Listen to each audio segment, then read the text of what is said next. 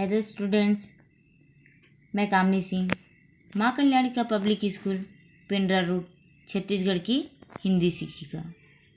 बच्चों, द्वापर युग में श्री कृष्ण जी का जन्म हुआ था और बाल्यकाल में श्री कृष्ण जी शिक्षा ग्रहण करने सांदीपनि ऋषि के आश्रम गए थे। वहीं उनकी मित्रता सुदामा जी के साथ हुई।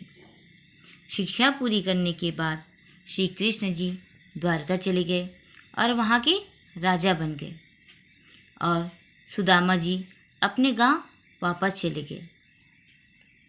सुदामा जी गरीब ब्राह्मण थे और भिक्षा मांगकर अपना जीवन व्यतीत करते थे। तो बच्चों, चलिए आगे हम पाठ पढ़ते हैं। पाठ 8, कृष्ण और सुदामा। बच्चों, जो पाठ है कृष्ण और सुदामा, यह एक नाटक है और इस पाठ को पढ़ने से पहले हम सबसे पहले पात्र परिचय देखते हैं। तो सबसे पहले हैं सुदामा, श्री कृष्ण जी के मित्र। श्री कृष्ण सुदामा जी के मित्र। गुरुजी, सुदामा और कृष्ण जी के गुरुजी। ब्राह्मणी, सुदामा की पत्नी। रुक्मणी, श्री कृष्ण की पत्नी। बालक, सुदामा का पुत्र। 2 द्वारपाल, श्रीपाल और आम्रदास। बच्चों, चलिए आगे हम पाठ पढ़ते हैं। प्रथम दृश्य। नगर के पक्के मकानों के बीच में एक जीर्ण शीर्ण सी कुटिया, जिसमें सुदामा, गरीब ब्राह्मण, उसकी पत्नी और बालक उदास कुछ सोचते हुए बैठे हैं। ब्राह्मणी, बरसात का मौसम आने वाला है स्वामी। कुटिया की जीर्ण शीर्ण हालत देखकर मेरा मन डरता है। सुदामा, डर तो मुझे भी लगता है, पर क्या करूं? मैं इस दरिद्र जीवन से तंग आ गया हूं। ब्राह्मणी, खाने पीने को तरसना, ठीक से सो न पाना, चिंता में डूबे रहना, क्या यही हमारी किस्मत बन गई है स्वामी? सुदामा, मैं दरिद्र ब्राह्मण भरपूर प्रयत्न करता हूं कि तुम्हें और बालक को प्रसन्नता दे सकूं, पर बालक, माँ, भूख लगी है, क्या मैं भिक्षा लेने जाऊं? ब्राह्मणी, हाय दुर्दैव, हमारा पुत्र भी भिक्षावृत्ति करना चाहता है। सुदामा, ब्राह्मण भिक्षा मांगे, यह तो हमारे शास्त्रों में भी लिखा है। ब्राह्मणी, मैं ऐसा कुछ नहीं मानती स्वामी। यदि हमारे पास भी साधन होते तो हम भी भिक्षा मांगकर अपना जीवन बिताने के लिए मजबूर न होते। सुदामा, ब्राह्मण भिक्षा नहीं मांगेगा तो कौन मांगेगा?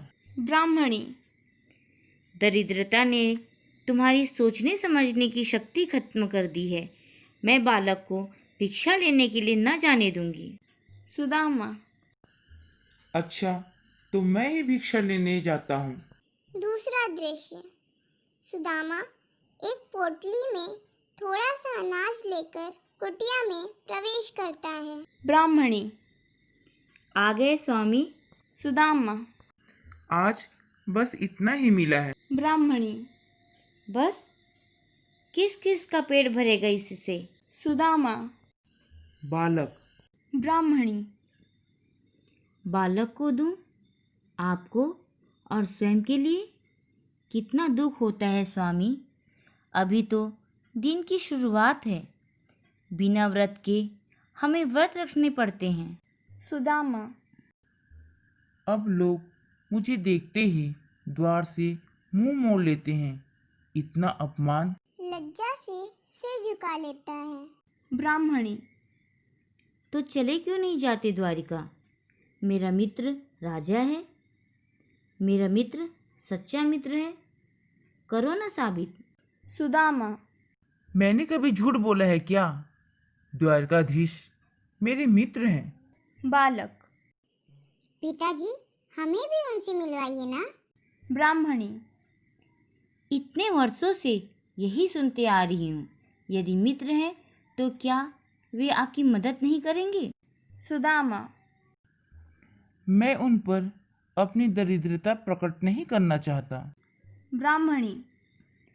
जिस राजा की प्रजा दुखी हो वह सुख से रह नहीं सकता। तुम्हारे मित्र को तो तुम्हारे बारे में कुछ भी पता नहीं होगा। सुदामा। सच कह रही हो तुम, पर मैं अपनी व्यथा के बारे में उसे कुछ कहना ही नहीं चाहता। ब्राह्मणी। बस कब खत्म होगी हमारी दरिद्रता? रोने लगती है। बालक। माँ मत रो, कल से मैं भी भिक्षा मांगूंगा। ब्राह्मणी।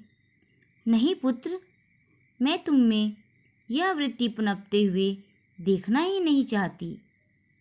जो सहारा तुम्हारे पिता को ले लेना चाहिए वे उसके बारे में सोचते भी नहीं। सुदामा।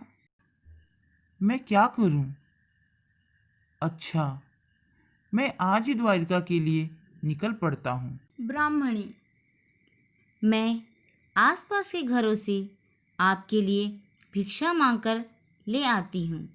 अभी भी लोग द्वार पर खड़े ब्राह्मण को भिक्षा दे ही देते। सुदामा। पुत्र, मेरे जाने के बाद अपनी माता का ध्यान रखना। बालक। जी पिताजी। ब्राह्मणी। बस इतनी ही भिक्षा मिली है। मैं रास्ते में खाने के लिए इसे बांध देती हूँ। सुदामा। हाँ, ठीक रहेगा। ब्राह्मणी। आप अपने मित्र से मिलने जा रहे हैं। यह थोड़े से चावल अलग से बांध दिए हैं, उन्हें हमारी तरफ से भेंट में दे देना। सुदामा। ठीक है। पोटलियाँ पकड़ लेता है और बालक को प्यार करते हुए पत्नी से विदा लेता है। बच्चों, बाकी पाठ हम कल पढ़ेंगे। धन्यवाद।